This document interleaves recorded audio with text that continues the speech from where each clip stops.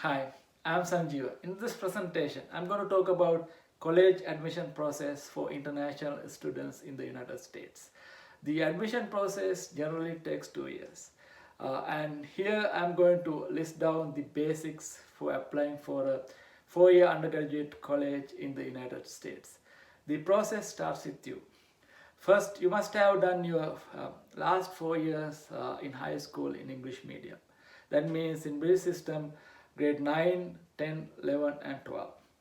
And then you must demonstrate your grades in a GPA scale, that means 0 through 4. And you must have very good ability in English reading, writing and speaking. And also you must demonstrate your financial ability to pay. The United States have 5 types of post-secondary institutions, that means after high school. Number one is public colleges and universities. Number two is private, not-for-profit colleges and universities. Number three is private, for-profit colleges and universities. Number four is community colleges. Number five is trade schools. Now, this process, I'm going to talk about the admission process in private, not-for-profit colleges and universities. And this uh, this presentation is going to be divided into two parts. Part A, I'm going to talk about the checklist for application.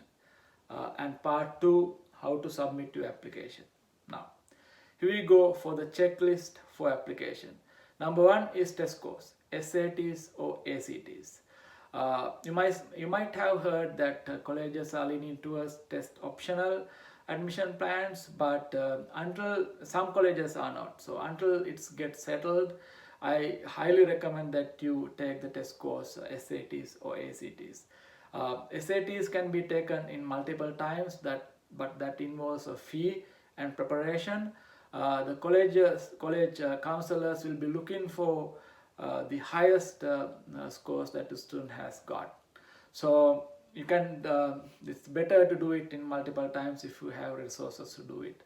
And SAT score above 1350 in a 1600 scale is going to be very good for admission. And then the high school GPA. High school GPA is demonstrated in your transcript. And 3.5, about 3.5 GPA is going to be very good for admission. And number three is high school grades.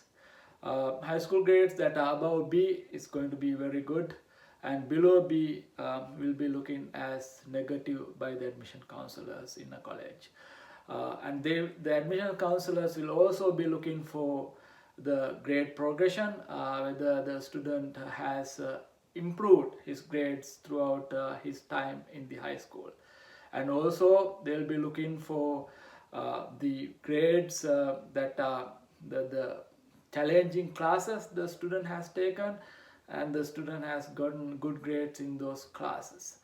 And then comes the very important part of ECs, extracurricular activities such as sports, hobbies, leadership, voluntary services, music, things like that.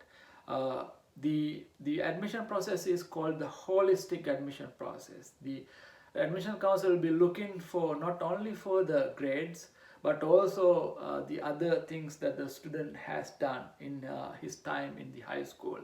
They will be looking for the whole person, how the student has balanced his time in high school. So extracurricular activities are going to play a very important role in college admission in United States. And then comes the personal statement, and it's all about you. The admission is all about you, what you want to do, what's your plans, what your interest, and that you demonstrate in your personal statement. Some colleges will also ask for a optional essay or optional statement. That the colleges slightly differ in their culture and their mission. So therefore they're looking for the best fit, whether the student fit for that college. So you have to do some research about the college and write an optional essay detailing why you are interested in that particular college. That's in the optional essay. And then comes the recommendation letters. Generally 3 recommendation letters, 2 from your teachers and 1 from guidance counselor, most commonly from the principal. So you have to keep your teachers very happy so that you can get good recommendations when it times for college application. And then after the recommendation letters, the test, the English tests are very important for international students, TOEFL and ELTS. And these exams you can take a couple of times and submit the best course. And then comes the financial support. The student must demonstrate that they have financial ability to pay for 4 years in the United States. There may be some schools require students submit something called CSS profile or declaration form detailing how you're going to pay. And then there can be supplemental materials, that if the student is interested in following a career degree in arts like music, dance, creative writing, the college will request a student to submit a portfolio with the application. That's the supplement to the application. So those are the number, and that's the number 10. So the 10 things are test scores, high school GPA, high school grades, extracurricular activities, personal statement, personal essay, recommendation letters, English test, financial support, and supplemental materials. That is the checklist for application. Then comes how you submit the application.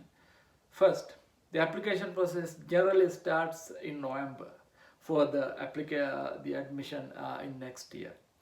There are 3 admission plans called early decision, early action, and regular decision.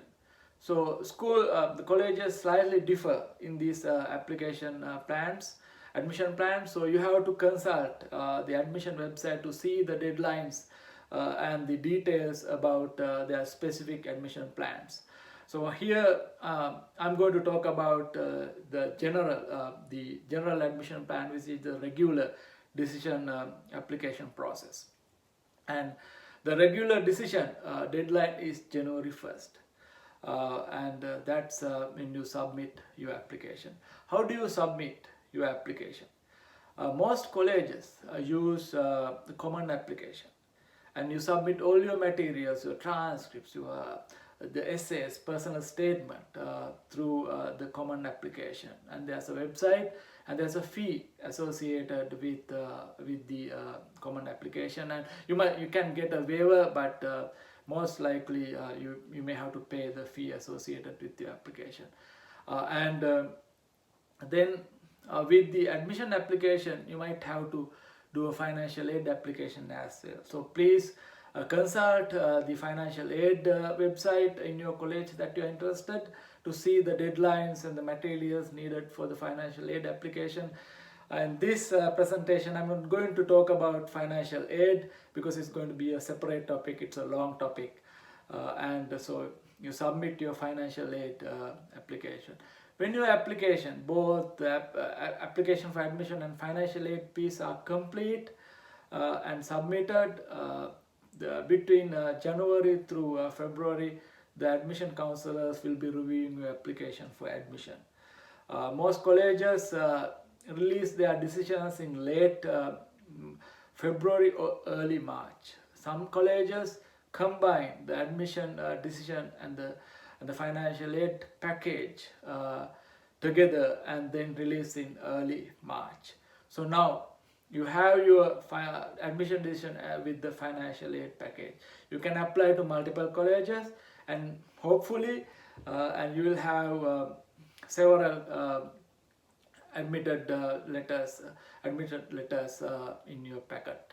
And then you have to make a decision which college you want to go. So throughout April you will be deciding which college you want to select, and then the colleges will require you to pay a deposit to secure your spot in the incoming class. So deposit deadline is May 1st. So by May 1st, you have provided the deposit in the school that you're likely to enroll.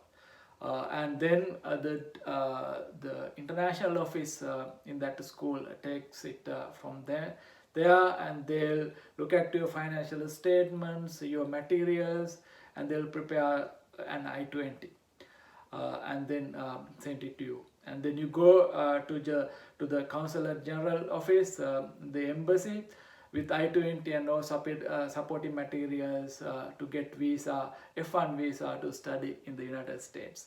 The fall semester generally starts in late August, so May through August you have sufficient time to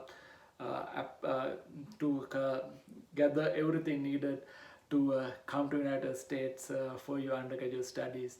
And best of luck in your studies, and thank you for watching this presentation.